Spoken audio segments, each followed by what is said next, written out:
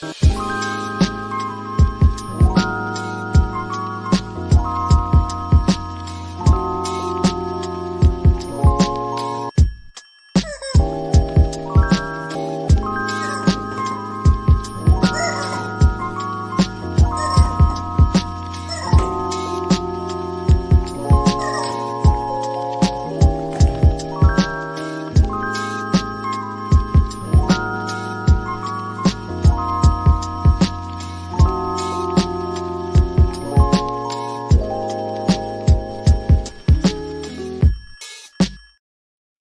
afternoon, everybody. Coach Kurt with Elvis Kelly Fight Team doing another episode of 2 FMA Nerds talking about stuff.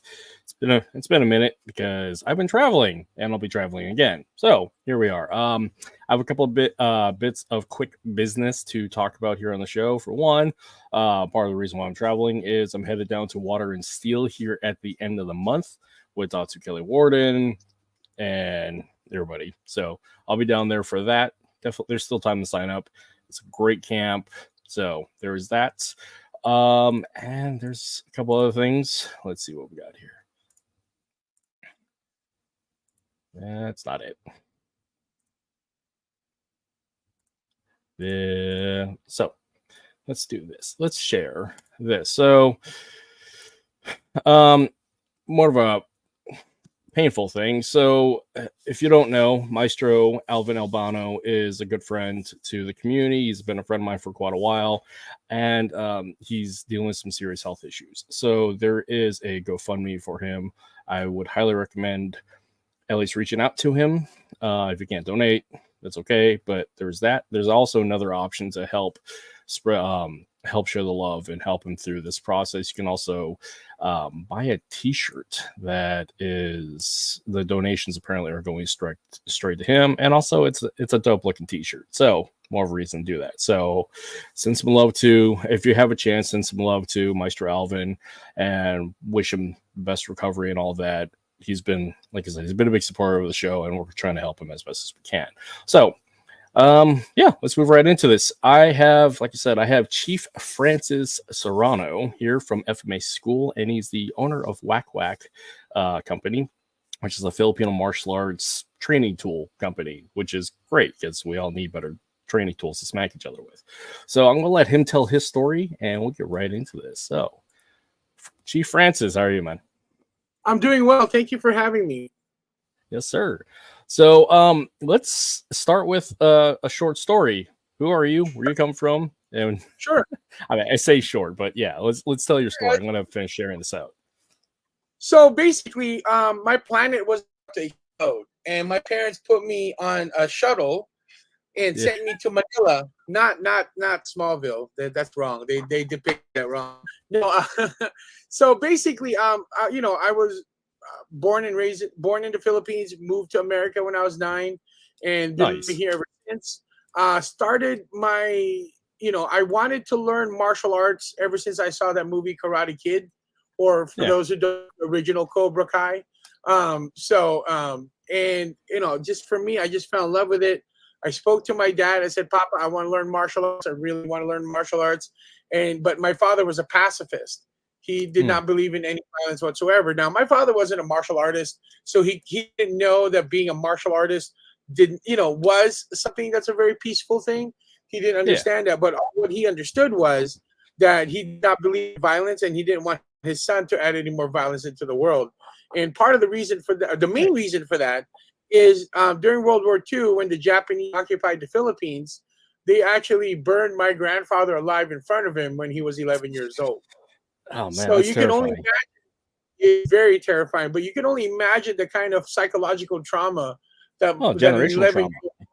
Yeah, and not only that, but the thing, and I'm glad you mentioned generational trauma. He made sure he didn't transfer to me. Like he definitely had prejudices against the Japanese people, right? And I'm not saying it's understandable, but I know where it's coming from. But he made sure he didn't transfer to me. Like he didn't. I never heard him speak any ill will towards the Japanese people. I never heard him talk back. And I've seen him talk to a bunch of Japanese people, right? But you know, there was just something inside of him that just did not like them, right? And but he made sure that he didn't transfer that to me. So I think that's I think the situation, that's the best you can do, right? Yeah. But he did tell me that. So when I asked him if I wanted to learn martial arts, he said no. But he did tell me if I still wanted to learn martial arts when I was 18, then he'd be more than willing to let me do so, and not only allow me, but financially support me as well. Fortunately, he died when I was 16, and I could have started martial arts at that point, but I still chose to wait till I was 18 because for his wishes for me, that's what he wanted for me. So I just decided to do that. But I started doing my research, and that's when I discovered Filipino martial arts. I've always wondered why Philippines didn't have its own martial arts. Like, were we late when Jesus was we were probably late when Jesus was handing out martial arts, and we were late. We didn't show up. But Filipino time. I started Filipino time, right? But the more I researched about it, the more I fell in love with it. And then at that point, when I turned 18, I found a school, ironically, across the street from where my dad is buried. So I'm like, this is There's kismet. a sign. This is a sign. There's literally a sign that says Filipino Martial Arts. Nice. I walked in and I talked to the instructor and I said, "Sir, I really want to learn FMA. I'll give it 110%. Really want to learn Filipino martial arts." And he's like, "Okay, but I only teach FMA to my Taekwondo black belts." And now, Jesus did not build me to be a high kicker. That's just not how Jesus built me, right? And so I kind of walked away disappointed. And then my very first FMA lesson was I bought, when I was in New York City for work, I bought these Modern Anise VHS tapes. That's how old I am. It's VHS, right? Nice. But they only had volumes 3 and volumes 5. I don't know why they ran out of 1 to 4. I don't know why they have extra 3 and 5. And I don't know if there's anything after 5. All I had was 3 and 5 and no 1, 2, and 4. So I remember I put in VHS number volume 3 and okay, today we're going to be talking about this, like that, this, like that, and like that. I'm like, what's like this and like that? I have no idea what that is, right? And I'm trying to capture it, but okay. Then I put in VHS volume 5, right? Again, I don't have 4. And I go, okay, today, now we're going to put everything together that we learned in the first 4 videos. I'm like, I don't have the first 4 videos. I only have 1 of them. So that was kind of like, oh man, this sucks. So I started looking, and then after a year of looking, I pretty much given up, right? Then one day, I had a family party, and my friends were dating at the time, but they're married now, saw my sticks in the closet. They said, "Hey, can we play with these?" I'm like, "Sure, but be careful. They're not toys. They're weapons." And Kurt, the moment they started swinging those sticks, you knew they were practitioners. Oh, hey, yeah. Chris. Yeah, they knew that they were practitioners, and I'm like, "Oh my God, please introduce." I'm begging you, introduce me to your teacher, and like, I beg, I will bring you, right? So the next class session that they had, they brought me over. They introduced me to their teacher. His name is then Guru Henry Billion. He's now Master Henry Billion, right? And that was back in 1998, and to this day, he's still my teacher. Oh wow, so that's awesome. 26 years later, he's still somebody I look up to. He's like my teacher, and he is I think a 23-time world champion. So Nice. obviously he kind of knows what he's talking about. So yeah, he's the best. That's how I got into FMA. Okay, that's awesome. Thank you. We'll go back to that because the immigration story is really important, and dealing with generational trauma, we'll dig into that later in the show. Sure. It's just it's so interesting that your father chose not to pass it on, because there's so many who default to hate and anger and rage having faced that. But it's beautiful that your father made the conscious decision to move beyond that and pass that love and betterment to you. So hats off to him, and may he rest in power. So that's great, because dealing with generational trauma on my side, I'm adopted, but like my adoptive family has combat and military service all the way back to the French and Indian War. I mean, we have an unbroken lineage, to include combat in the Philippines. So I get it. So the idea of generational trauma, and there was a bit of that passed on of hatred to my father, my uncles, and myself. So that's an interesting bit of dichotomy there. And so, like, going with your immigration story, where I must have missed it, but where did your family immigrate to? Was it the East Coast or the West Coast? No, I did not mention it. We actually moved to Los Angeles. Okay, okay, I moved to East Los Angeles. I remember, I remember that when I moved to East Los Angeles, I had a college English reading level, right? yeah, As most Filipinos in the Philippines going to school, you read most of the books are in English. So yeah, by yeah. the time you move to America, even as a third grader, I was in third grade. I had a college age reading level, so I did not speak conversational English. I spoke more academic English, right? Okay. So one of the things that my teachers suggested I do was I watch TV, Yeah, right? yeah. And then even get subtitles going just so I can understand the rhythm and just the vernacular or the way that they speak, just so I can pick it up better. So I did that for about like 6 months to a year. Then I Yeah. didn't realize I was in Telemundo the whole time. So Nice. I'm like, oh.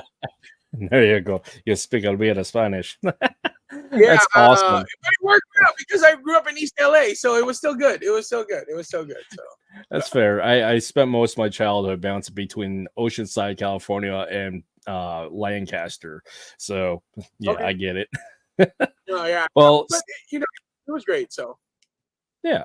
So immigrating to East LA, did you have a strong Phil-Am community that you integrated with? Did you have like family, extended family, or people obviously are people attached to your church or anything like that? so yeah, that's a really great question. I was very blessed. I know not many Mhm. people has this, but I was very blessed that the church that we attended, a lot of the members there, including my godmother, Mhm. was attending the church in the same church that we attended in the Philippines.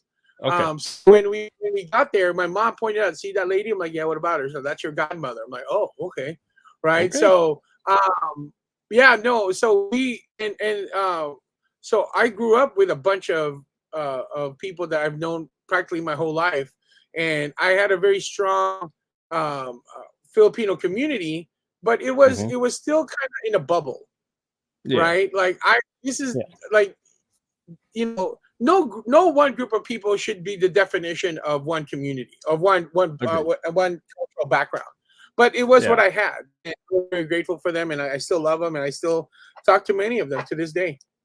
Yeah. Because I'm always curious about the experience of the immigration experience from a Filipino coming from the islands, being raised in the States, and dealing with the cultural identity of three peoples, because you have your previous culture of growing back of living in the islands as an immigrant, you have Right, your Phil-Am cultural right, identity, and then you have right. your American identity. So we're like we have three different hats that we have to play with. So I'm always curious on people's take on each of those, and if they've actually experienced any sort of issues with it, and how they've problem solved their way through it, because it's a relevant thing within our community, and just like any other Absolutely, community that is an immigrant based absolutely, community. absolutely. I mean, there's two things I want to mention about that. One, Yeah. when I turned 13, my family moved to Orange County, the Okay. OC, right? Oh yeah. And I went to a predominantly white school. And then Yeah. when I went to high school, I moved to a private Christian high school. So, Hmm. there was only a handful of Filipinos in that group, right? And then I Yeah. remember, like, in high school, a counselor told me that I had to take a second language course in order to graduate. And I'm like, Yep. that box is like, what do you mean? I'm like, English is my second language. And they're like, well, you never took ESL.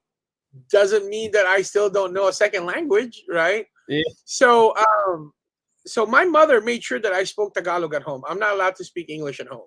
So That's hanggang good. ngayon marunong pa ako ng Tagalog. So as you can tell, pag magtatagalog ako, wala kang naririnig na taga-Amerika, right? Yeah.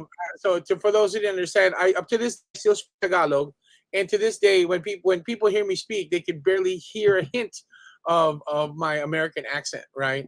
I can Nice. do Filipino accent anytime I want because it's very funny.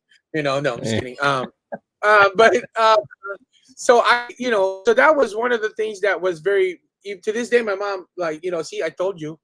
See, I told you, take a look at home. See, I told you, right? Anyway, so they exempted me from taking a second language course. So I was the only sophomore in my high school that had late start, because that's usually reserved for seniors. But I'm like, I was the only sophomore that got late start, so I didn't have to be at school till 8:45 in the morning instead of 7:45. So nice. So, and I'll throw in another thing. I moved back to the Philippines in 2008. Okay. Oh, I thought college. I remember taught at college in the Philippines in Benilde. I did.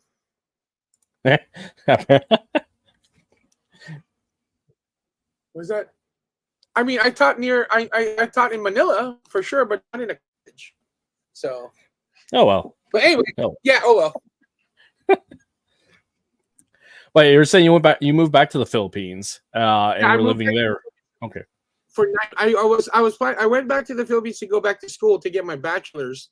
I was going back. I decided to finally go to seminary school, but I needed to get my undergrad and then get my go to seminary school. It's okay, Sashi.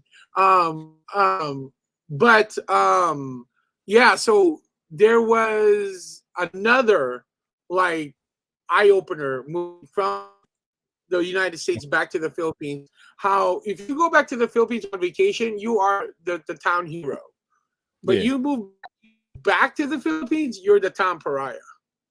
Very, very different dynamic, very different energy, very different how people treat you. Why is that? I mean, I've never heard that. So yeah, so, why is that? There's this saying in Tagalog, and I'll translate, of course, but in Tagalog, nandun ka na nga sa kama, lumipat ka pa sa sahig, which translates to you're already on the bed. Why did you go back to the floor? Gotcha. Right. Gotcha. So basically, a lot of people had some passive aggressive tendencies towards me because they're trying to get left space that they're trying to get to, but they can't. But it's kind of like the mabayang thing, or is mayabang? It it's not so much the mayabang, but it's more like why did you leave someplace I want to go to? Why did you leave someplace that I want to move to? So there's resentment, the fact that I gave up something that they desperately want. I'll share with you one of my college professors, and she, PhD in chemistry, right? My niece was getting married, and I got special permission from the vice president of the university for me to come back for the wedding. All I had to do was get my homework all lined up, and then I'll go get it, it in back or email it to my professor. So when I contacted my chemistry professor, she goes, "Oh, buti kapag ginagawa mo lang pang bakasyon ng Amerika," which translates to, "Oh my gosh, I mean, you're so lucky that you can just go back to the United States as a vacation." There was very passive aggressive energy towards that, very passive aggressive language to it, right? So I told her, you know what, like, ma'am, I said, I'm really sorry that you can't come to America whenever you want, right? But I'm not sorry that I can't. Right? It's not your fault. It's not your fault that you immigrated. And that's the thing. I feel bad that they want to move to America, but they can't. But that's got nothing to do with me. That's beyond my decisions. But even people at the church I went to in the Philippines, there was a lot of passive aggressive energy. Oh, I totally feel that because I'm adopted. My adoptive parents are very white, and I haven't been back to and so I wasn't taught Tagalog. I can understand it to a point, but I speak better Spanish than I do that.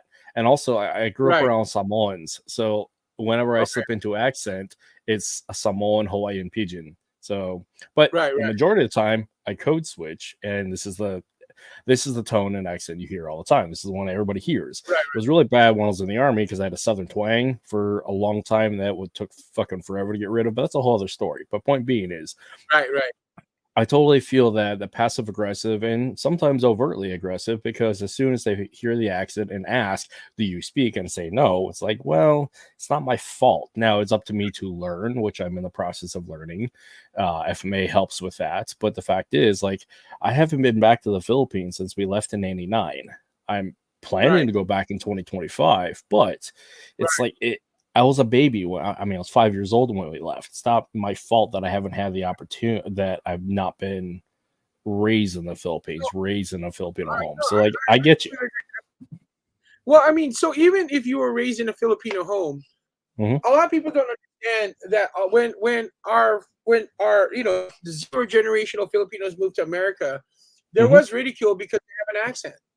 Right now, I was very fortunate because my parents used to own a business that sent overseas Filipino workers to the Middle East, and then before that we had a tour guide business. So we had a lot of foreigners always coming to our house because that's where my parents run their business. Right?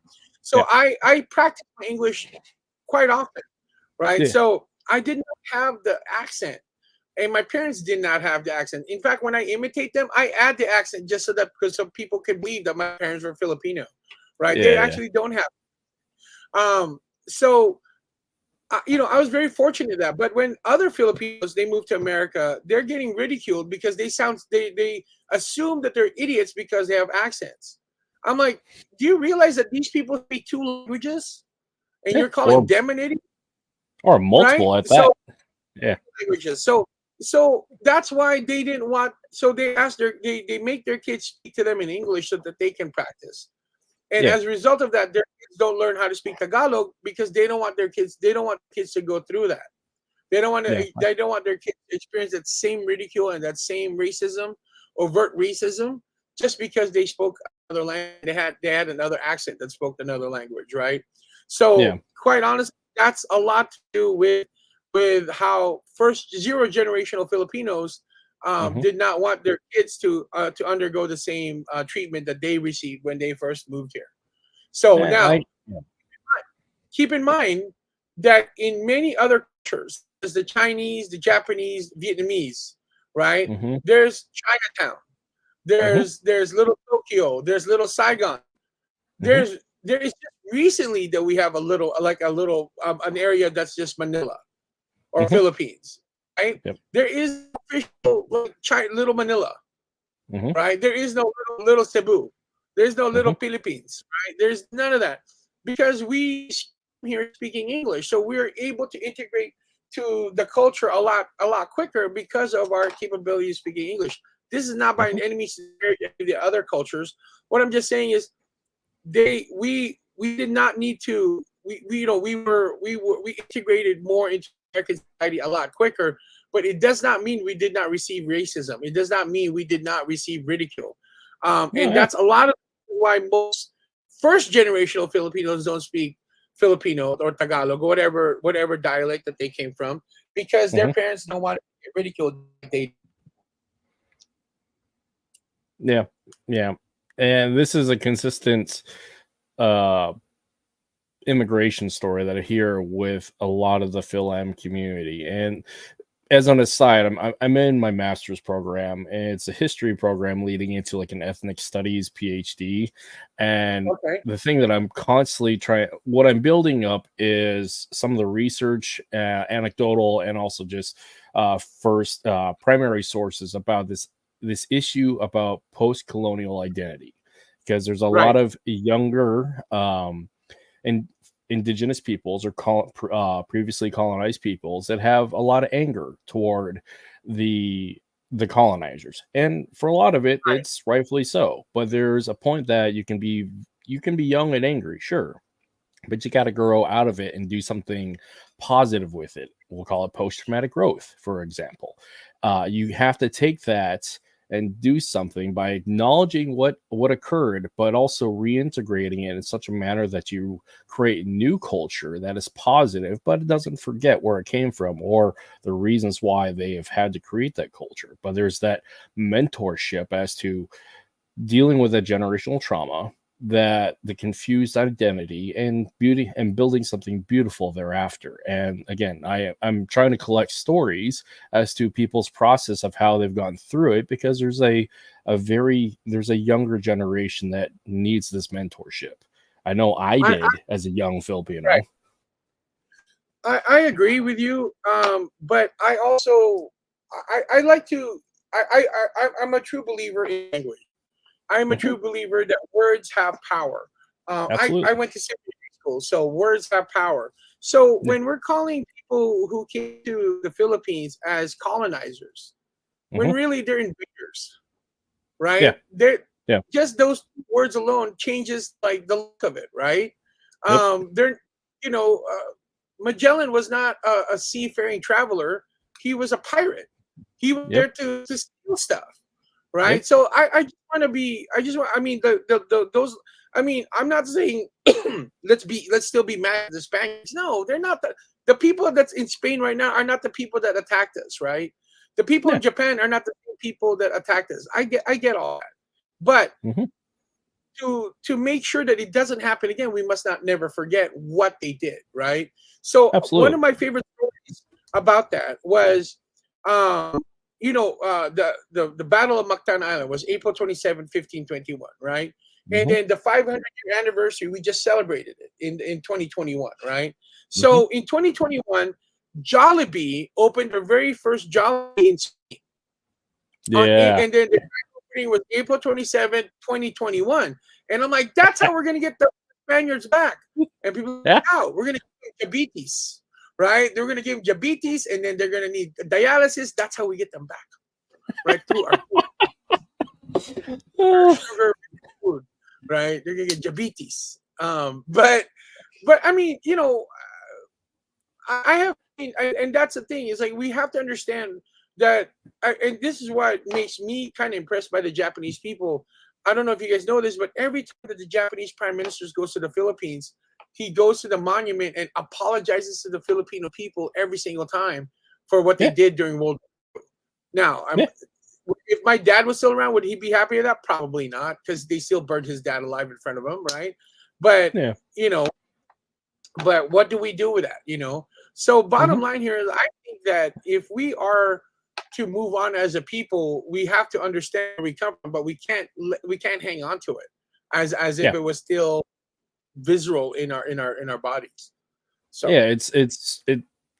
it dives into post-traumatic growth, because it's trauma that we are dealing with, and generational trauma, and so we have to find a way to own it, acknowledge these scars, and go through that process of healing, so we can find that rebirth, that reconciliation, that resiliency, and not to pass that on to the next generation. But that requires the individual to go through that crucible and come out the other end in a more enlightened person.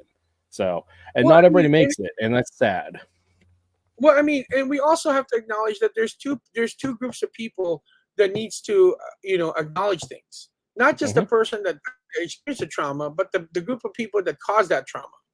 Yes, they need to. They also, I mean, we can't make anybody do. We can't control anybody else. We can only control ourselves, right? I get that part, but it's really hard, you know, for us to go through it when the people, if that said group is still doing it.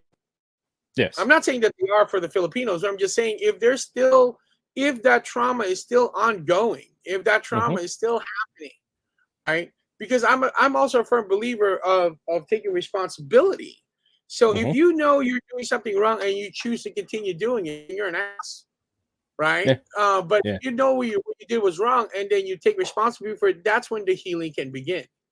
Because at a certain point, you just keep cutting. And then as the person getting traumatized, all you can do is just get away from it.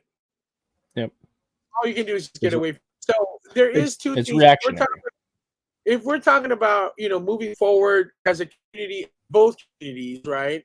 There needs to be acknowledgement of what they did, and there needs to be some sort of reconciliation, an attempt to reconciliation on their end, and then, you know, and then it is up to us to accept that reconciliation so that we can move past it.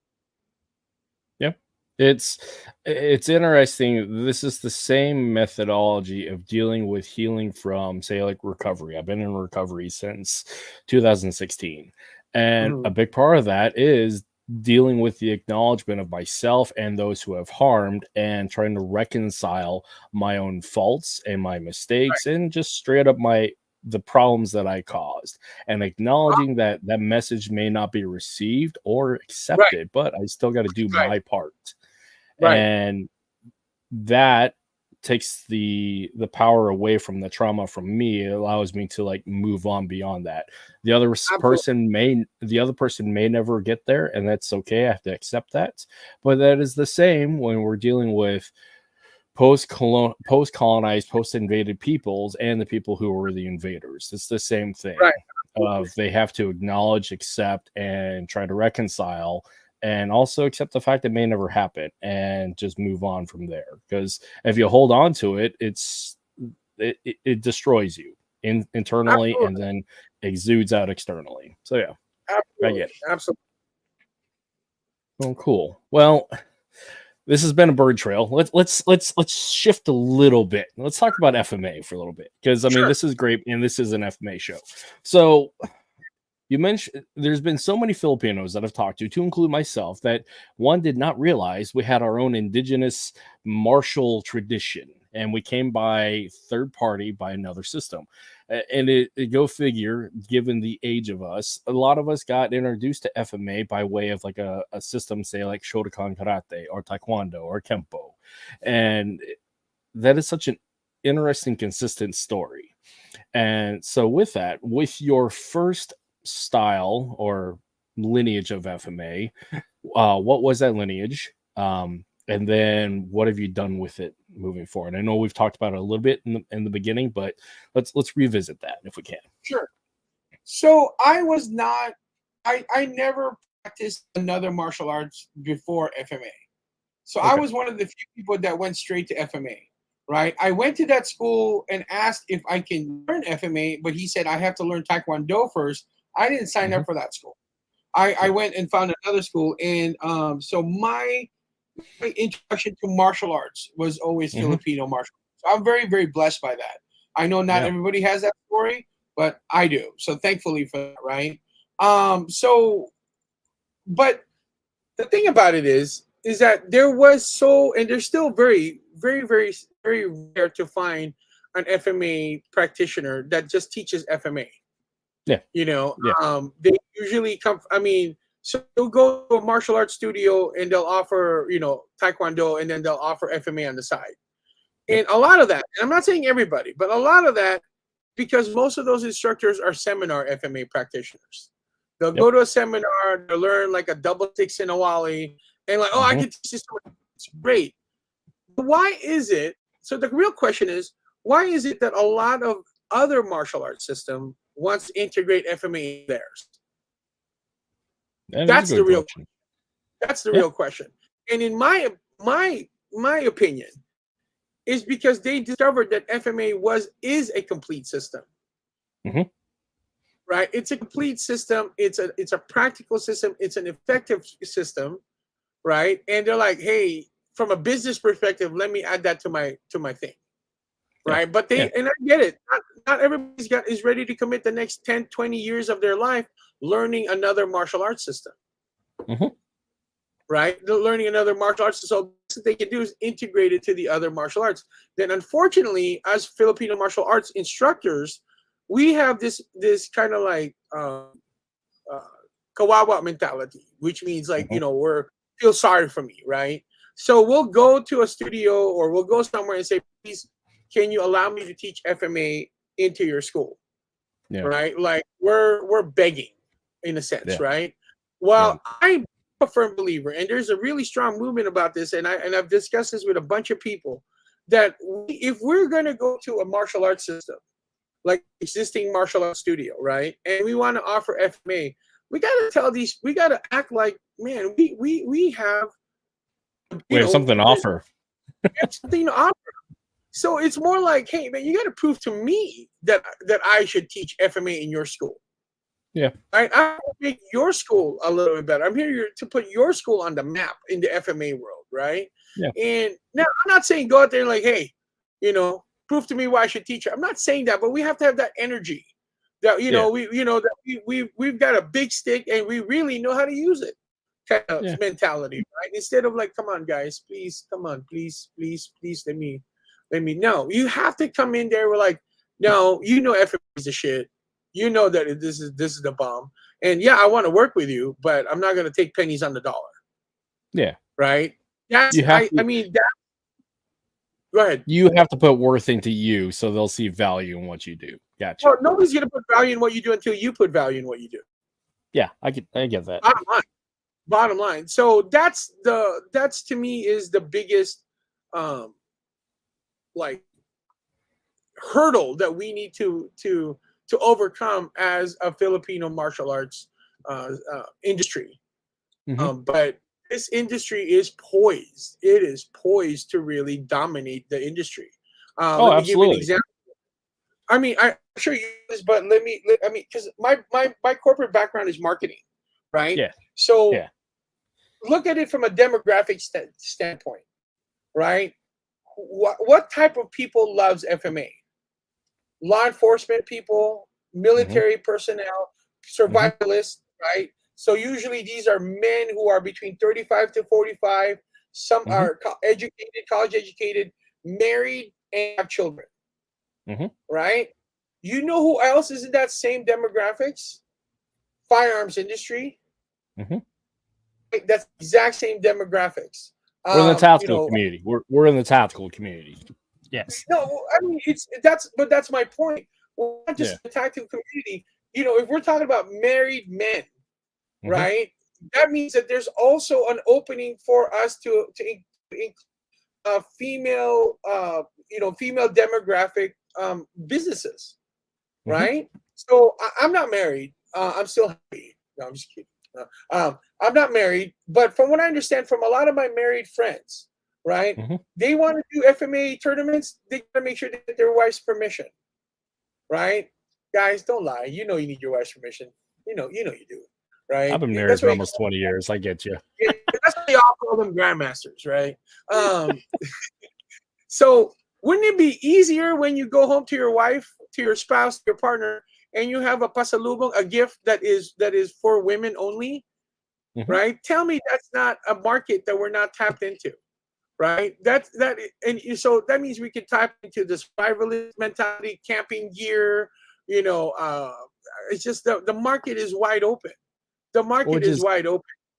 What is interesting, because I've had this conversation also with a lot of female practitioners, mainly in the Krav Maga space, because I integrate with that a lot. It's the issue about it's the tactical community, where when you have this like extremely alpha male, big beard, tattoos, plate carrier, and it's not the barrier to entry. It doesn't feel like it's approachable because it's so overtly domineering. So trying to be able to approach that in such a way that is, I hate to say acceptable, but that's the wrong word. I want to say, like, for a lot of women I have found who've been in this space, is that appropriate, and they don't want to do it because it's like it's a boys club is basically what it boils down to. So trying to find a way to introduce this to a women's space that they can appreciate it and make it palatable for them. And this is where I find, I hate to put coins in the Krav Maga jar, but this is where Krav Maga, BJJ, and Muay Thai own the space, because there is the literal, I hate the word empowerment, but there's the empowerment through capability, because they're able to compete. With FMA, it's just the mindset, the viewpoint, the perspective is beards, tattoos, plate carriers, middle-aged men stabbing the shit out of stuff, which, I mean, it's accurate to a certain demographic, but trying to bridge that gap, get past that stereotype, we have some work to do. So, well, I agree with that. And a lot of people don't know this, that Philippines was actually a matriarchal society before it became a patriarchal society. And that has a lot to do with Spain. Thanks a lot. But it's a matriarchal society. So I think what we need to do is I don't want to water down the tactical factor. I don't think that's the right direction. I think we have to say that women, we should empower. We should at least give the women the empowerment and the energy to be able to say, okay, you guys are alpha males, but I'm an alpha female. Yeah. You know, and that is, and I do agree that that's something we need to work on. We need to get that message out there. I'm not the person to deliver that message, because I'm a very alpha male person. But the bottom line here is that we gotta make this more accessible and approachable. Yeah, that's Both the word. male and female demographics. But part of that also is we got to accept that we are in a male-dominated industry. We are in a male-dominated subsect of martial arts. But we got to make this a little. I mean, the truth of the matter is, martial artists, we're a special breed, right? Yeah. Like, what's our definition of fun? Hitting each other. Yeah, right. That's our definition. Hitting each other up. That's our definition of fun, right? So bonding through violence. Yes. Exactly. Bonding through trauma, whatever, right? So, but it's just not for everyone. It's not that for everybody. I feel like being Bob, but the group has just like bring me to. 100%. 100%. Yeah, 100%. 100%. That was clearly so. Bird Trail. That was clearly evident when I was down in Seattle last week, or was it the week before? Because there were so many great female practitioners. There was actually a level a COA that tested out that day. That's amazing. So yeah, GM Bobby's community, 100%. Yeah. So, anyways, you're saying, Francis? No, I mean, I'm just saying that we need to understand that not everybody's into martial arts, and then the men that we are bringing that are attracted to FMA, their spouse may not be. Yeah. Right. Their spouse may not be. So who do we try to bring? Their daughters. Yeah. Their daughters is the one that we need to bring in. So I don't know about rebrand, Sashi, but I definitely know. I think we need to make sure that we don't forget that demographic. So yeah. I have a daughter, and she's at the age. I mean, she's grown up in the studio with me in and out. Yeah, she just has, and I mean, I adjust things based upon age and circumstance and whatnot. But really, what I've been doing is taking her to jujitsu with me and her brother, and then I add stuff to it, such as the edged weapons, because she's at an age that this stuff really is imperative for her to learn, versus my son that is still fun and playful, but for her the violent imperative is very apparent. So there is a different intensity and intention there, but in the process of doing that, it builds that resiliency, that confidence to based on capability, but also the reality check of this is the reasons why you got to do this. So absolutely. So yeah, but yeah, we can definitely tone down the tactical image 100%, 100% on that, because that is such a limited subsection anyways, because as you stated before, and it's been put out here on this podcast many times, is there's the tactical space is such a very specific space. Having worked with law enforcement, having been military, that's a very limited space. And without the issue of what is the end state, what's the outcome that we're trying to achieve as a martial arts, especially when introducing Filipino martial arts to the suburban soccer mom demographic, to their kids, to put them in, one of the big questions, especially for Americans, is what's the end state? Is there a competitive route to achieve? What can they do with this as a professional martial artist? And often what we see is the default of, unless you're going into the military and law enforcement and or personal security, that's a very specific pipeline to go through. But or you go as a culture bearer, which a lot of FMA practitioners, instructors end up being as a culture bearer, which is a beautiful and important thing. But as for the competitive route, this is where this will lead to be a segue into WEKAF, is this issue of what is the competitive route to maintain these skills and make it approachable for kids being introduced to martial arts. Because Taekwondo, sport karate, jiu-jitsu,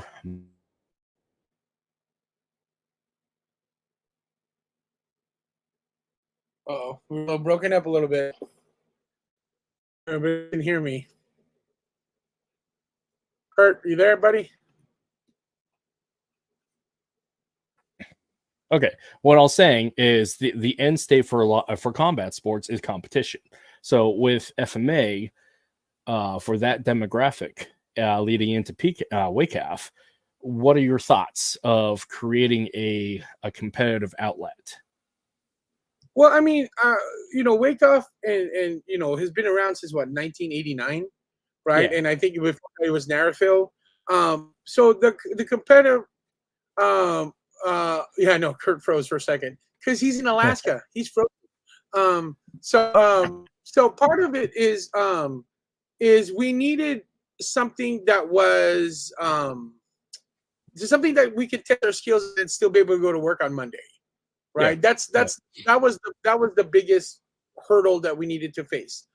But then now, how much do we water down, or how much do we make it PG, so that it's acceptable to parents? Yeah. Right? It's acceptable to parents. So there's two ways of thinking here.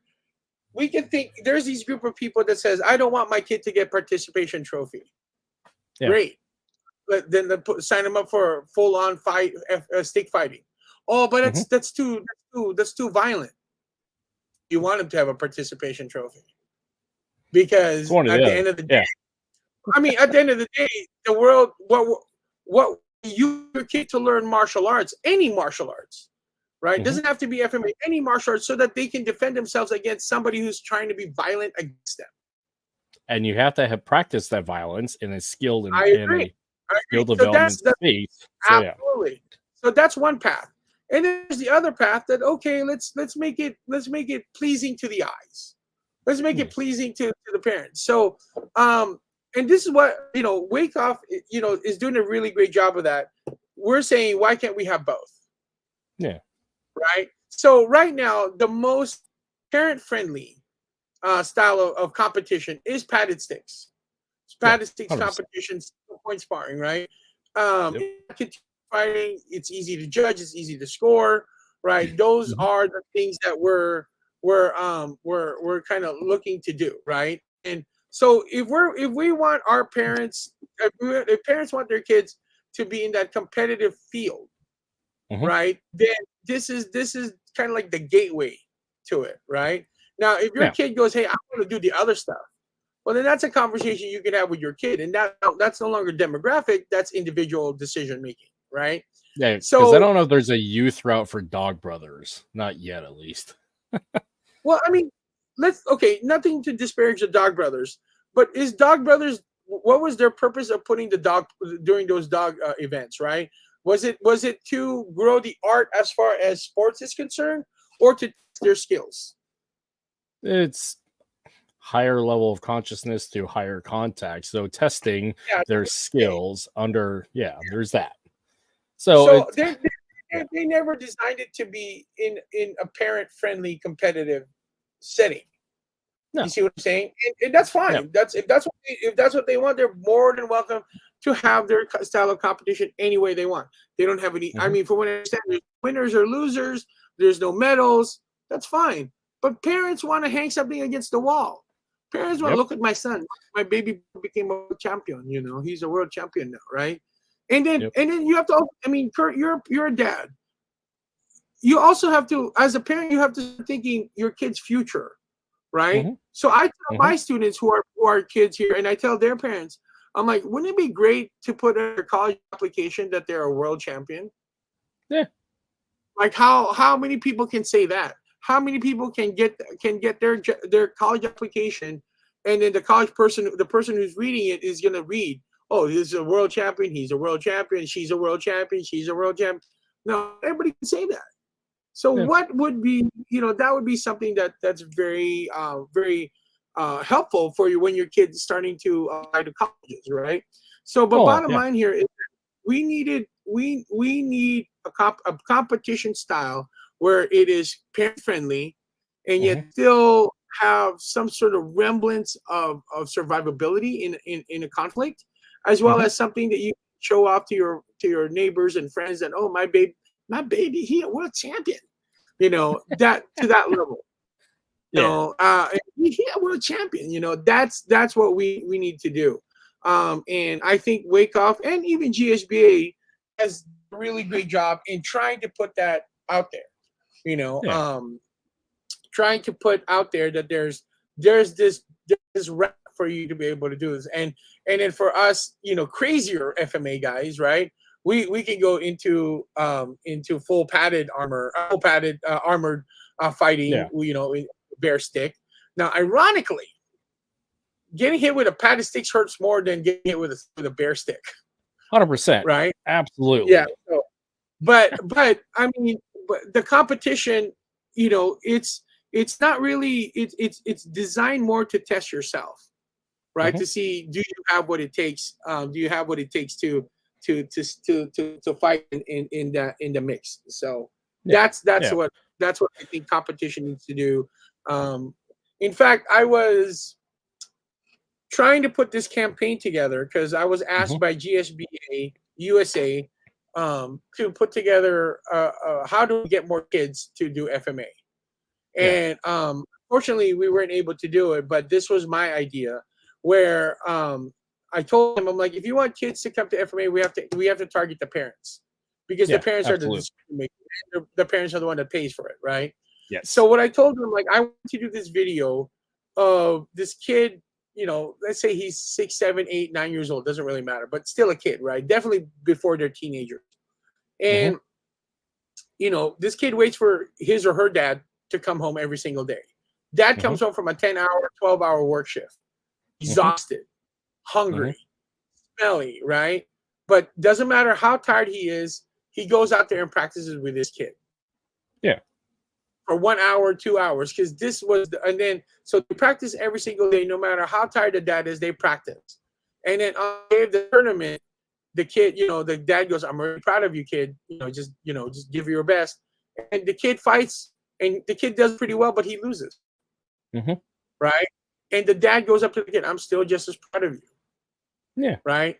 Because the goal is not the goal of the tournament is not the goal that you bring home. It's the goal, the time that you spend with your kid. That's what's goal.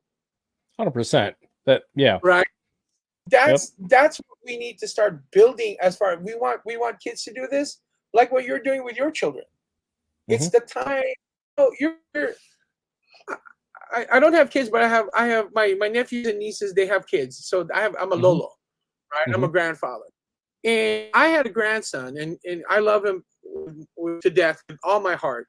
He wanted to learn FMA. Now I couldn't teach him. I cannot teach him because he's so cute. I want to bite his cheeks every single day. I cannot be that authoritarian instructor he needs me to be. So I passed him off to my students to teach. Right? Then my students were complaining like he's not listening. So I sat down and I talked with him like, why aren't you listening? He goes, because I thought you were going to teach me. Right? And then what I realized that he just wanted to spend time with me, and he saw me do FMA all the time. That he thought that was the only way he could spend time with me. Yeah. That's tribal tradition is young men training in the yard with their forefathers and men of the tribe and building that bond and sense of belonging. So but that's the thing. Your kids just want to spend time with you. And I get it. You're tired, you're hungry, you're tired from work. But if you trust me, if we want FMA to grow, this is what we have to do. And it starts at home. It always starts at home. It's a family tradition, and it needs to be. So there was a beautiful thing that I observed this last camp down at, for G and Bobby's West Coast camp. So there was, I think, 8 COAs that tested and achieved their level 6. COA? It's a completion of the art. So the 2 higher levels are a completion of the art leading into an FQI, which is a fully qualified instructor, so a guru. Gotcha. And there was a father and son duo that I've known for as long as I've been in Balintawak, and they both got their COA. And the big thing is that they bonded through time, through training, through Balintawak, and create a new tradition. Because as I understand that because it's a separated household, that the son did not spend a lot of time with his father growing up, and so as an adult, as an adult, he's able to spend time with his father, reconnect and build a new bond and create new memories, but it's still keeping it within the family tradition. And it was also clearly evident. It was also as culture bearers, because both of these men are Filipino, is that as G and Bobby was explaining to them that like, this is you're now a culture bearer. So keeping it within the bloodline, the tradition, and the people, and leading by example. And what better way to lead by example as putting time on the mat with sticks with your kids, because that tradition passes forward. So I get what you're saying.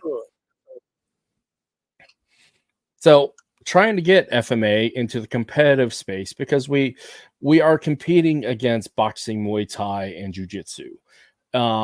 Sport karate, it's kind of here and there. And so where I cut my teeth in my world championships was in the sport karate scene, specifically NASCA. And I was one of the few competitors that actually was doing FMA at national and international tournaments, mainly just doing carenza and for forms competition because there was no competitive stick sparring where I can see a route. And I don't know if it's currently doing that, but what I can see feasibly is you have a division dedicated to padded stick fighting, or an adult division where you're in full armor live stick. That would make more sense because one, you're already part of the promotion. Two, you're just bringing competitors to the thing, and you don't have the weight and accountability of doing the whole tournament, like splitting the bill for the whole tournament. You just bring a subdivision, and I think that is one of the ways that FMA can break into that. I don't know if they are, but I'm saying feasibly, theoretically, that makes sense to me. So you're suggesting that we go into an existing martial arts seminar or tournament and then integrate FMA into the tournament? There's discussions about that. I personally don't agree with that. I'm not saying that I think it's a terrible idea. It's just that my thing is, again, we're going into that route of like, oh, can we please add our FMA to your tournament? Yeah. Or let's have our own tournament, right? Yeah. So I here's the way I look at it, Kurt. Many years ago, my family got a puppy, right? And then so my parents like, oh, you got to go to dog training. I'm like, I already know how to go to the bathroom outside, Mom. I don't need to go to dog training. No, I'm talking about the dog, stupid. I'm like, oh, my bad. So the first one of the lessons that the dog trainer taught us is like, if a dog runs away, never chase the dog. Yeah. Because the dog thinks that they're having the best time with their owner when they're running, right? So if you want your dog to come back to you, run the opposite direction, because then now they'll try to follow you. Okay. Yeah. That's how I look at promotion of FMA seminars and tournaments, right? Yeah. Let's not try to follow the karate, taekwondo, kung fu direction. Let's blaze a path of our own, right? Which Go ahead. Sorry, go ahead. No, it's okay. Then let them come to us, right? So now, would it take longer? Yes, but then we dictate. We have the controlling power. We are the ones that says this is what we're going to be showing, right? Because if we go somewhere else, they have to think, and it's only logical for them to think this way. We have to think about, we don't want to make this, maybe this is what they're saying. I don't know if they're saying this. We don't want to make this too violent because it's going to scare away the parents. Maybe. Yeah. Right. But people put their kids in Muay Thai. You want violence, you put kids in Muay Thai when you're doing full on knockouts and bleeds. Yeah, no, and I get that, but those are like Thai parents, right? Not necessarily the rest of the world demographic, or the rest of, or especially American demographics, right? My point here is that we can then dictate how we want FMA to be showcased and how we want FMA to be shown, and what divisions we want to show it, right? Yeah, I get that. And I get that. So that's why I'm a firm believer. Let's blaze our own path. So I'll give you an example. Even within the FMA community, there, the people I work with, because I was at one point the WEKAF USA marketing director, and then I was the GSBA USA marketing director. My job was to promote FMA, right? But one of the everybody was so hung up on was charging spectator fees, right? And I'm like, why do we pay the venue? You got to pay the venue. You got to pay the promotion. You just got to pay. No. I'm sorry. No, I'm sorry, Kurt, not to disagree with you. Yes, we have to pay the venue, but how many people do you think are going to attend a tournament? 50 people? Depends. Right? Yeah. So no, I've been to many tournaments where it's basically 20 to 30, the max 50 people as far as spectators concerned. They're not there to compete. They're not there to coach. They're just there to support their loved one, right? Yeah. The average cost of a spectator is anywhere between $5 to $10. So let's go on the expensive end, right? If we, I'm sorry, I'm not that kind of Asian. I'm going to bust out a calculator. If we have 50 people at $10, right? That's $500. Yeah. Right. So let me ask you this: is $500 your break is either your profit or break even number? If that is the number that's going to keep you from going bankrupt in that tournament? Because if that is, then you're still begging for crumbs. Yeah, I get that. You're still begging for crumbs, right? You need like $500 is that's going to make you happy.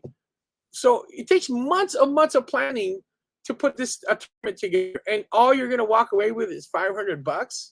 Oh, really? I understand. I co-owned a fight promotion up here in Alaska. I totally get that. So you get now, that, right? Yeah. But here's the other side of that. If we're talking about a numbers game, and this is going more leading back towards those already established tournaments, like the NASCA circuit, which is the National Sport Karate Association. So they have thousands of people who come compete and do this whole circuit. So if you already have the body of people to attend, the competitors, it's already a built-in numbers of you have the people already there. So I don't disagree with that. I don't disagree with that, but what did they look at FMA? What are those instructors are talking about when they're back at their dojos? What did they say about FMA? That's a good question. I would have to ask them. It's cute, but and here's the biggest thing that we hear all the time as practitioners. But how often are you going to walk around with sticks? Yeah. But how often are you going to get a Muay Thai fight? Well, I mean, but that's my point. Is that when we walk in there with hat in hand begging for it, right? You think those teachers are going to promote FMA when they go back to their studios? Yeah, I get that. And then it's going to be regarded as it's like the little stepbrother that's just there but annoys you, right? It's never going to be because it's not front stage. It is something. It's an add-on. It's an accessory. It's an appetizer. Motherfucker, we're the fucking filet mignon. Right? This is the thing I'm pushing against. And I'm not, I mean, please don't get me wrong. I'm not disparaging you, Kurt. What I'm just saying, this is the thing that we need to fight against, that we are not a bunch of like, come on, man, give us an opportunity to show FMA. Please let us show FMA. Stop fucking begging, man. FMA is the fucking filet mignon with the lobster on the side. It's the surf and turf with a halo coming for dessert. All part of the package deal. Right now I'm hungry. Now now I'm starving. Thanks a lot, Kurt. But that's what I'm thinking. That's what I'm thinking. So if we FMA, and this is why I don't charge spectator fees. Right? As a Filipino American, I want to invite my entire village to watch compete. Oh, but I have to pay $10 a person? Filipinos are cheap. Who's paying? Who you paying? You paying? I'll go if you're paying.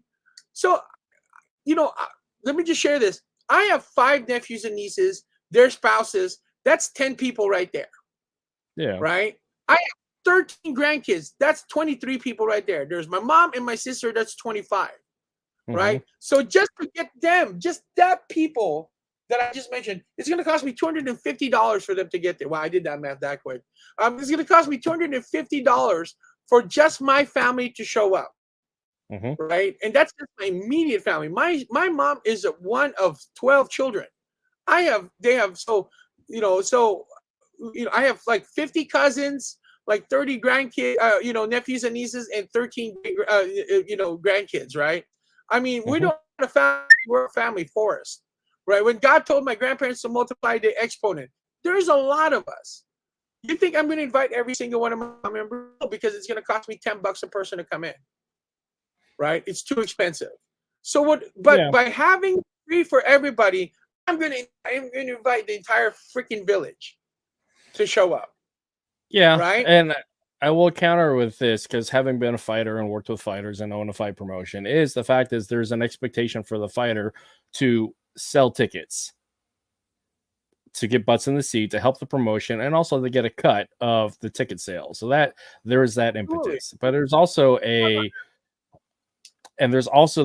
national standard of competitions, especially within like boxing, Muay Thai, Jiu-Jitsu, MMA, like these proper fight promotions. There's an expectation that you pay to come watch, because one, it supports the fighters, two, it supports the venue. It's just the model and standard that is what is expected. So to run against that is that it's counterintuitive.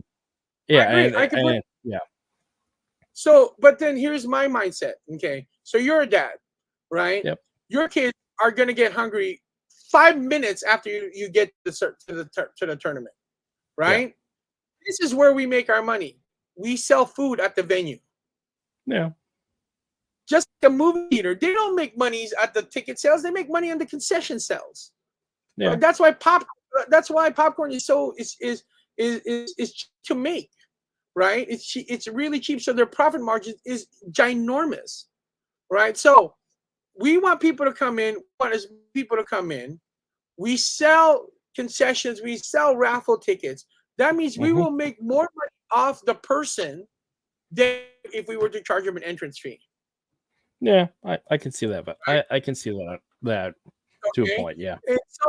And then they're going to be making money over and over again, because they're going to keep eating and they're going to keep buying stuff.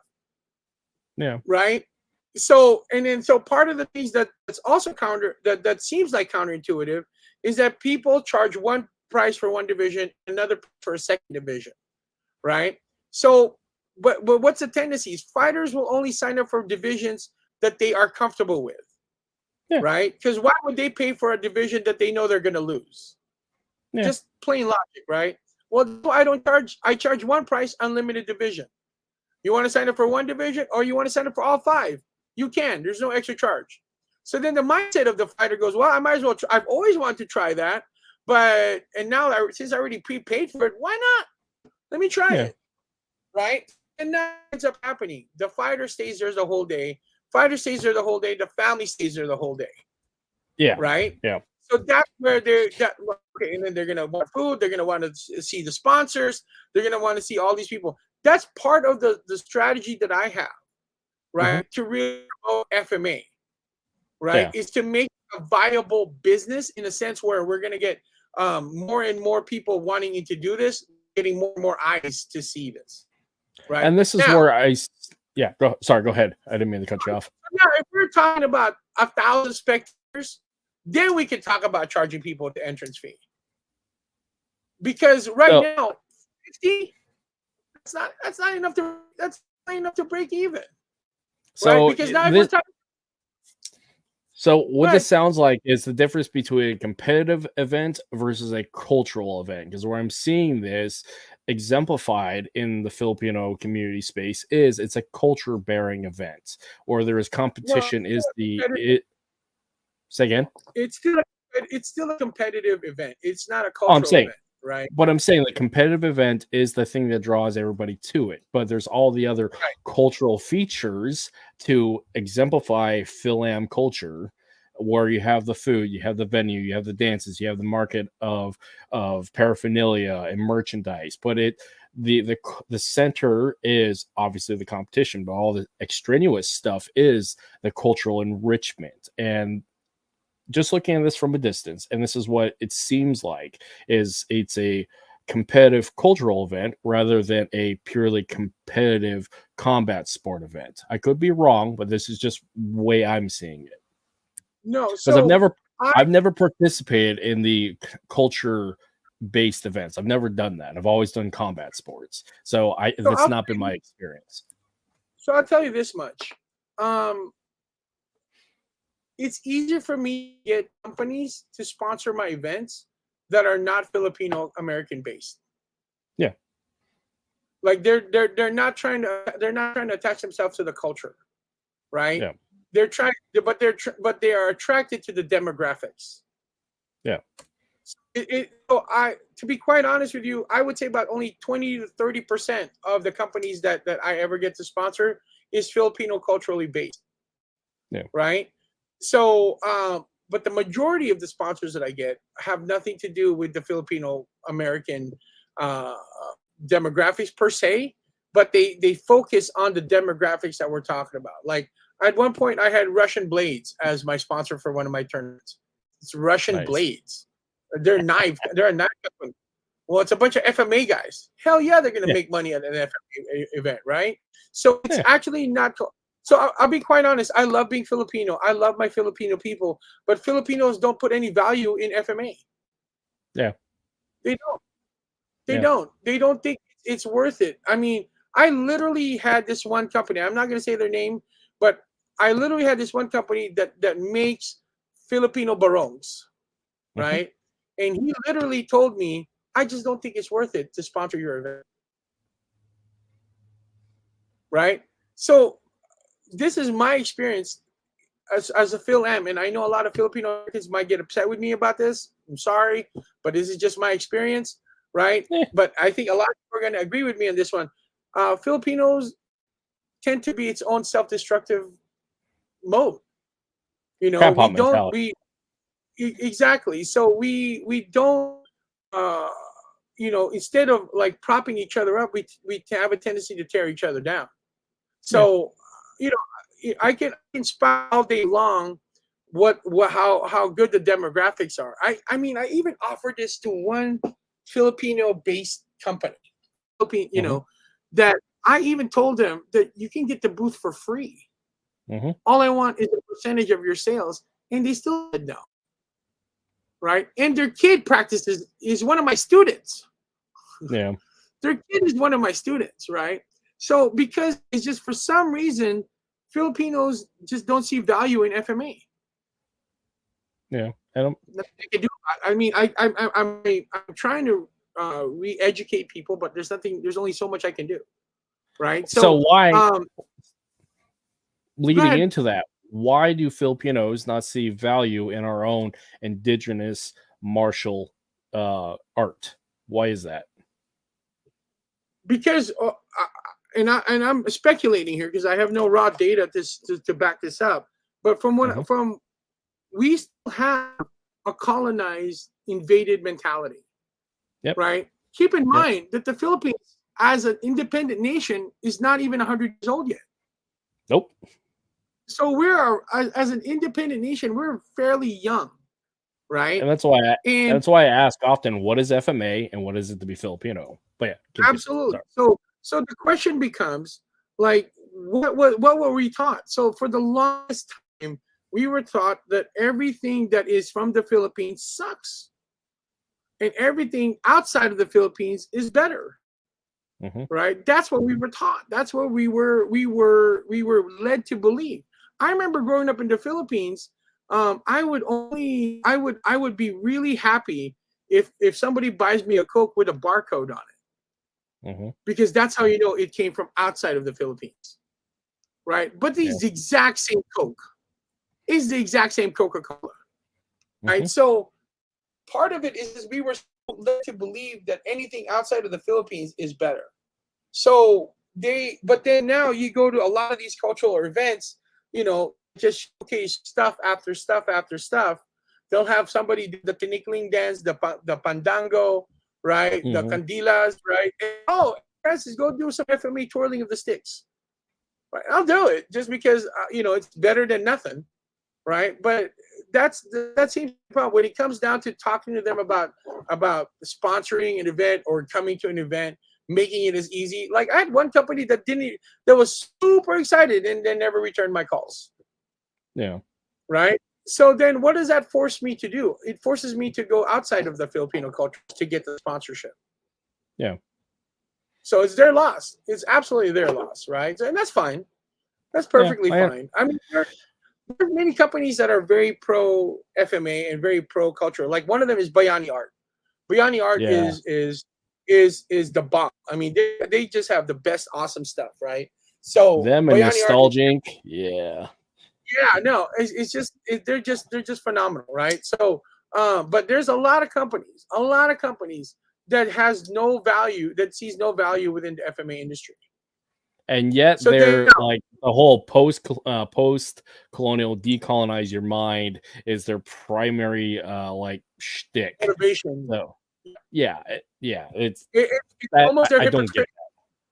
Yeah, I don't it's get very that. hypocritical. Oh, we're here to promote our FMA culture, our Filipino culture. Hey, you want to come support Filipino martial arts? Why? Why would I want to support that? That's the mentality. So yeah, when destroy you have, the colonizers, but not use our own martial art. Yeah, exactly, I don't get that. I don't absolutely get that. So for me, I just don't. You know, if let me just say this publicly.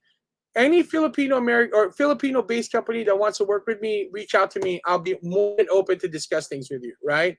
But I'm not targeting Filipino American companies anymore because of years and years of me trying, and it's hitting nothing and getting nowhere. So I'll be more focusing now more on companies that are outside the Filipino American community. The Filipino American community is always welcome to participate in my tournaments, in my seminars. They're always welcome to. But I'm not begging anymore. I'm not trying. I shouldn't have to convince my fellow Filipinos how important Filipino martial arts is.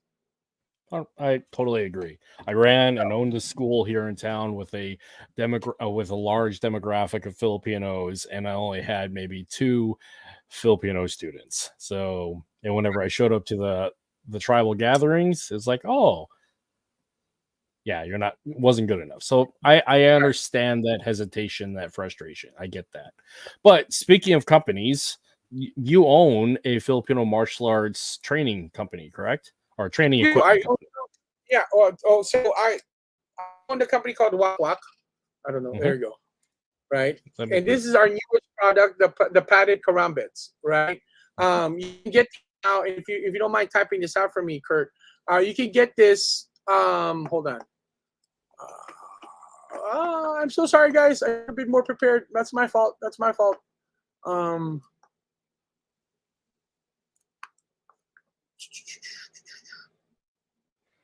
So WakWak is a padded, it's a company that we started last year with my business partner and student David, and basically we wanted to start selling high quality, FMA sparring gear as far as padded sticks is concerned, right? Part of that is that we want to make sure that the products are not just pretty but durable, right? Yeah. So here's the code. Okay, I got the code. The code is 2nerds15. Okay. If you can type that out for me, buddy.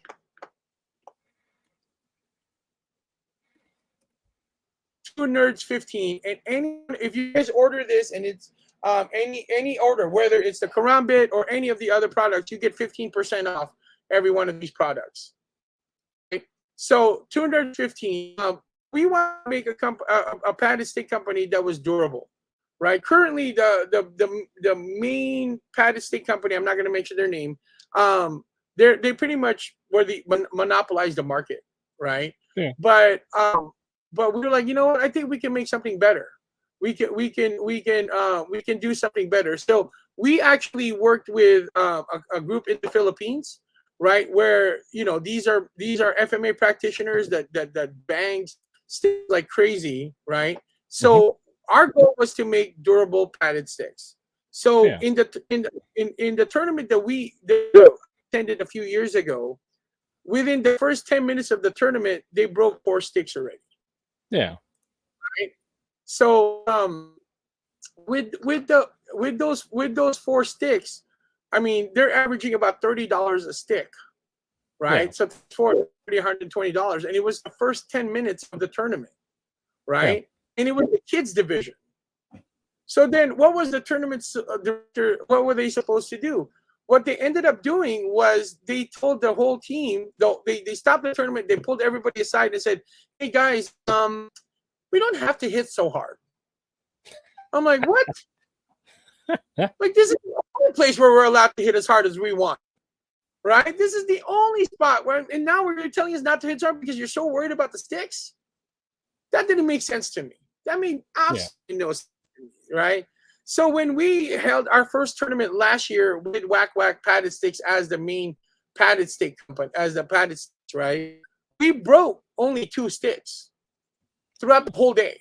And one of them was because one guy snaked the stick and snapped it, twisted out, and he snapped it. So I would kind of put that more into user error, right? Like they decide to just use it that they're not supposed to. We didn't really care about it, so we just replaced it really easily, right?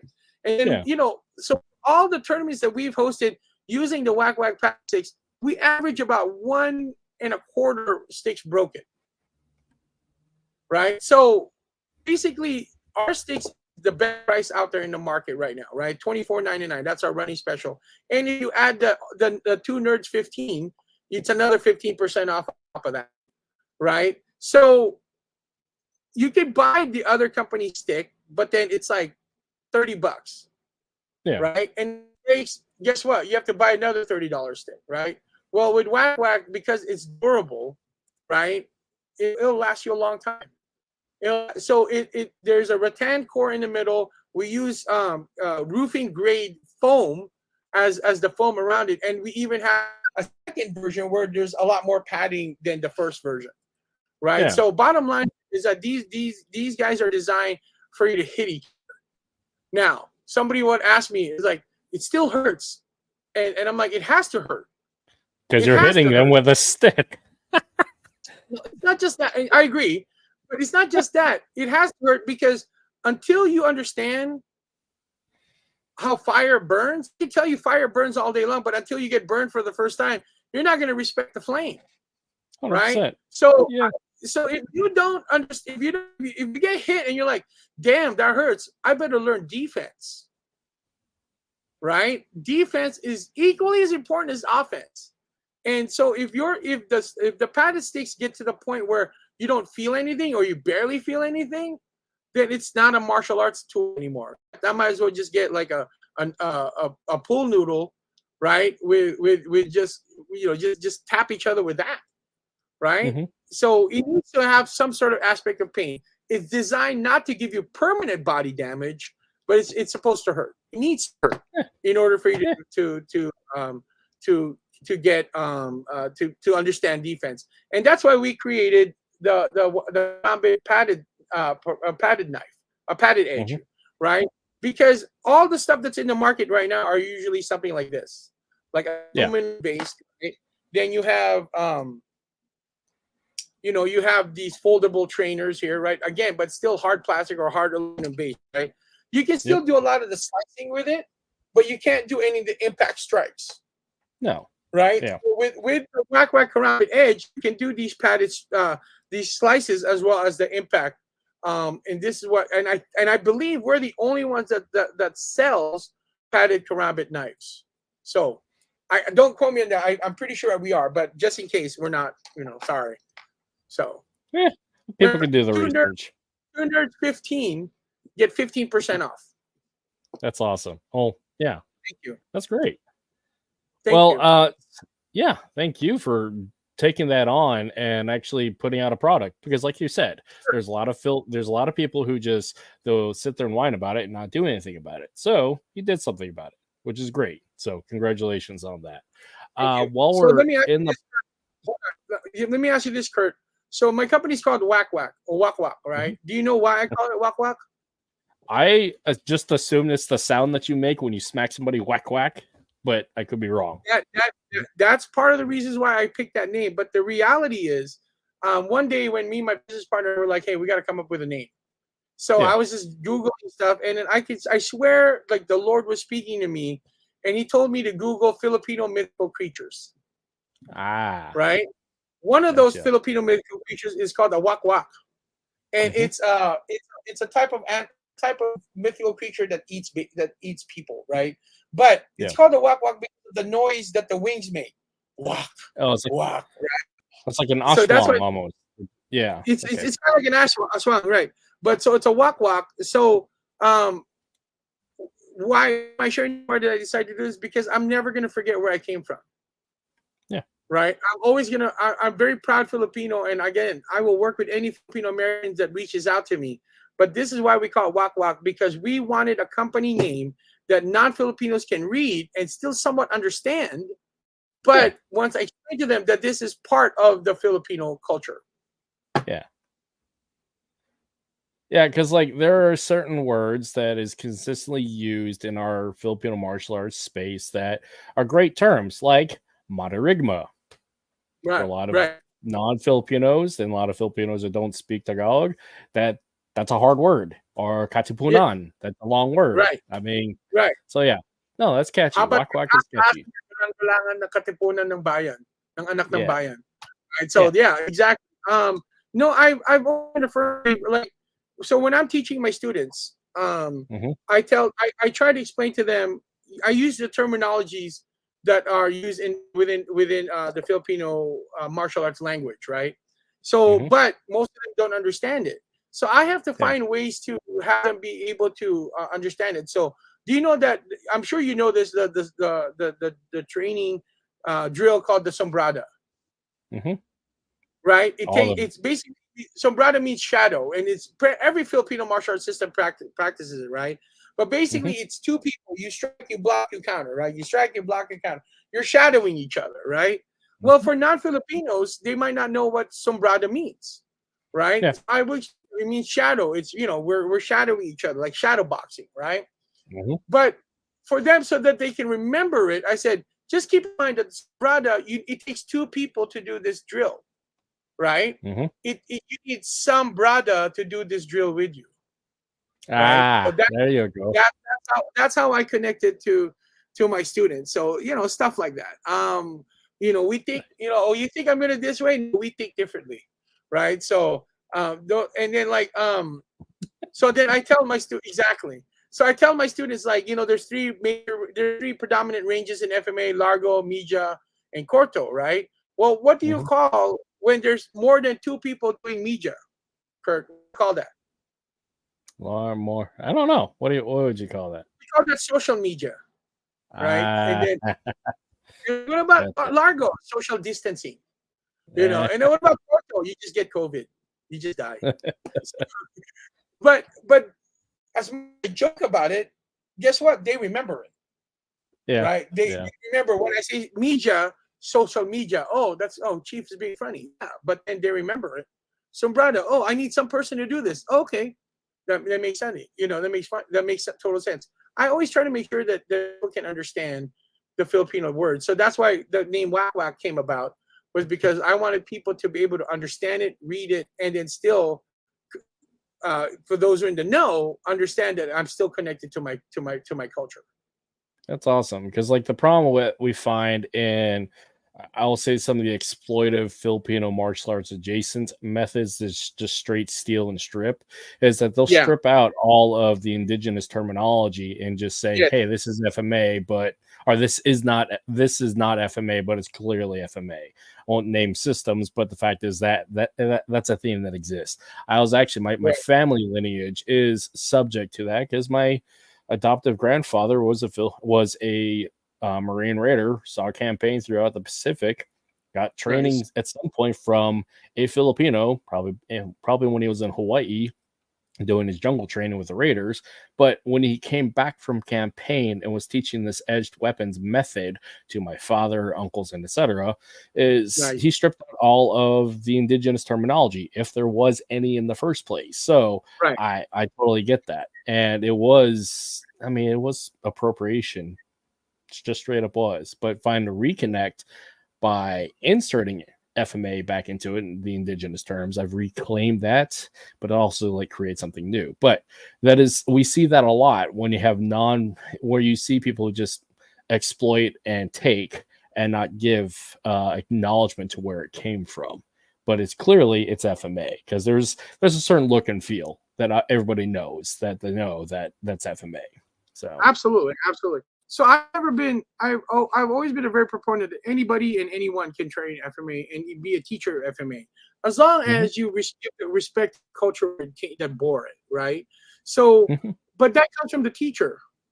That definitely comes from the teacher. So for me as an instructor, I make sure that my students understand that this is that you can learn FMA without learning the culture, but you'll only learn 50% of it. Yeah. Right. So one of the most exciting things that I was able to do recently was I was able to go to the Battle of Mactan Island site. Right. Nice. I went there with one of my students, and a lot of people don't know this, and I think people should know this, right? Or maybe people know this. I don't know. There, at the they put a statue of Lapu-Lapu, and it's spot Magellan died, but behind that there's a shrine or some sort of something that was built by the Spaniards 3 years after the people of the Battle of Mactan, the Spaniards that died. Right. It's called Gloria Española, which means glory of Spain. Right. And but basically it was to commemorate all the Spaniards that died on the Battle of Mactan Island, right? I don't know if you can see that on my. Yeah, there you go. So that was just a few weeks ago, right? So directly behind that is the Gloria Española shrine, right? Yeah. Now this is where it makes Filipinos, we're such a badass, right? So they put a shrine to commemorate all the Spaniards that died. And the Filipinos put a statue of the guy that killed them right in front of them. With his back turned to them, he's like, "Kiss my ass." That's what I mean. That's essentially what they did, bro. That's essentially what they did. They basically said, "Yeah, you built a shrine there. We'll put a statue of the guy that killed them." Right? So that is so badassery right there, right? So and then the Doce Pares headquarters, me and my student Raymond, we got to train at the Doce Pares headquarters. It was just such a treat for us to be able to do that. Then to breathe the same air, to especially when we were at the headquarters, to stand on the same mats, to touch the walls of the same people that a lot of FMA greats came from. That is connection. That is connection. So it is the 100. If your student is not connected to the FMA culture, it's the teacher's fault. Yeah, right. It's absolutely the teacher's fault. For me, my students, no, we got to learn. We got to understand where the art came from, the culture that it came from. I mean, if we think about it this way, right? A lot of FMA systems, not everybody, but a lot of FMA systems are not very hard. Like as far as like hard martial arts, they're not very hard. They're very soft, right? Yeah. So they're they got to go with the energy. Like a lot of the redondo movements sombrado movements is going with the flow, right? Flowing, right? And I had a student who was training in FMA in another system, but came over to me, right? And he goes, "Why do we do it that way?" I said, "Well, I mean, I have no hard data to back this up, but I'm just speculating, right?" I go, "We are an island people. We are, right? And what we probably see quite often, hurricanes, typhoons, right? But after the typhoon, the palm tree didn't fall. It bended, but it didn't fall. Yeah. Right? So if we were to say that our environment inspired our martial arts, then of course our reaction would be, okay, instead of going to be, we're going to accept and then throw it back at you, right? And we're surrounded by water. That's why we call it flowing, because we flow like we're soft movements, right? And then my student was like, "How come my teacher never taught me that?" I'm like, "Well, I don't know. I'm not your other teacher, right? I can only be me, right? And secondly, maybe he didn't know." Right? So you got to understand the culture that it came from before you can, if you really want to understand FMA, you got to know the culture that it came from. So that's why I don't care if you're Filipino or not. As long as you respect the culture that it came from, you're my kapatid, you're my brother, you're my sister, and thank you for propagating FMA. 100%. I am totally down with that and agreement with it, because a consistent thing with all my video work is I'm always asking, is it FMA? The answer is yes, because one, I'm a Filipino man doing it. I'm doing a martial art. Now people get into the weeds. It's like, that's not any particular system, but it's like, well, it's my system. I'm Filipino, therefore it's FMA. Now, because I'm tying it back to my ancestry. So there is this guy that lives near me, and he teaches karate. Yeah. And he puts there, he teaches Filipino martial arts. So unfortunately, he doesn't know FMA. Yeah. He doesn't. He plays himself. Right? He does, because what he teaches karate, but he's Filipino who does martial arts. That's why he can say Filipino martial arts. So we got to be very careful. What is FMA? Now you're tying it back to your culture. You're tying it back to your people, and you know you're trained under legit FMA instructors like Grandmaster Bobby Tabuada, right? So you're fine. You're fine. Yeah. So yeah, but it ties into this thing of to acknowledge where you came from. So like my family's fighting prayer, as you can see in the picture in the background of the screen, is Memor Quesum Voces. Loosely translated from Latin is remember who you are. So, and teaching the origins of what we're doing is one, we have to have a strong sense of self, but we also have to acknowledge where this came from and at what cost. So absolutely, that's the biggest one, the cost. Yep.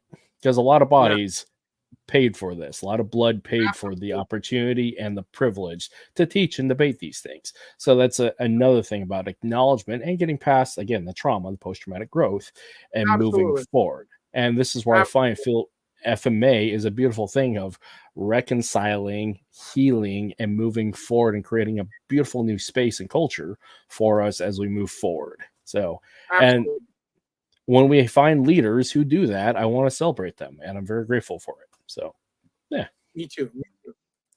Yeah. So we've been at this for almost 2 hours. Do you have anything you want to close out on? Because this has been a great conversation, and we really didn't talk about FMA, but we kind of did, but we didn't. So, we kind of did. Like, so I do want to say is, if you guys want to buy WakWak store, 2 nerds 15, you get 15% off any one of your orders.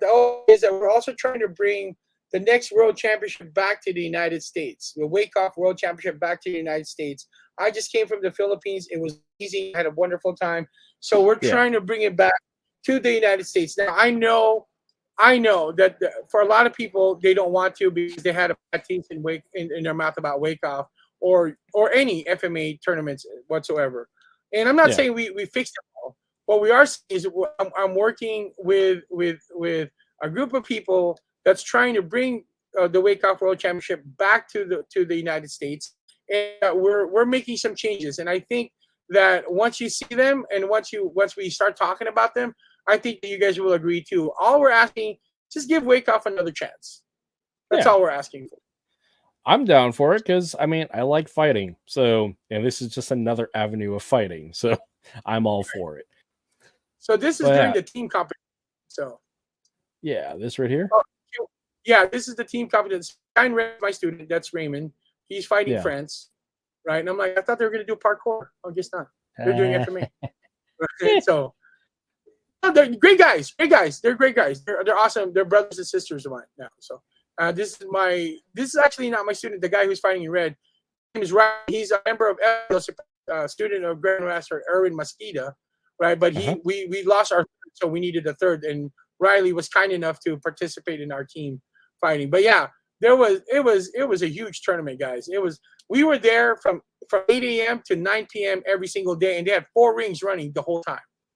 Yeah, that's awesome. It was a lot. It was a lot of fighting. So 3 days of it. So that's great. I like I said, I need to go back to the Philippines. The plan is in 2025 if everything lines up. So it'll be going home, honestly, because I mean, reconnecting to where I was born and reconnecting to the people, and also I want to get beat up by GM Bobby at World Camp. So I mean, it's all the way around. Yeah. So Francis or Chief Francis, I really appreciate you coming on here, man. This has been a great conversation. Yeah. So I'm going to drop you down unless you have anything else you want to put out. No, I don't. It's just Oh, sweet. Well, homie, let me drop you down. I'll do our outro and just hang out in the lobby. Yeah. Sweet. All right, 1 sec. Well, everybody, that was a good set of 2 hours. We covered a lot of ground. And as much as say that this is 2 FMA nerds talking about stuff, the FMA part, is the vehicle of which we're talking, but we talk about way more things than just fighting, way more than just Filipino martial arts, because there's so much more to talk about. We are more than just. So I'm glad everybody hung out with us. Glad everybody spent the time, and grateful for them sharing this conversation with us. And yeah, if you have any suggestions for the show, anybody wants to come on, just reach out to me. I'm more than happy to have a cool conversation, meet a new person, and create a new friend. So yeah, no long outro. I'm gonna edit this as best as I can. It'll be on Spotify, and I'm gonna hit a button. Oh well. Anyways, bye.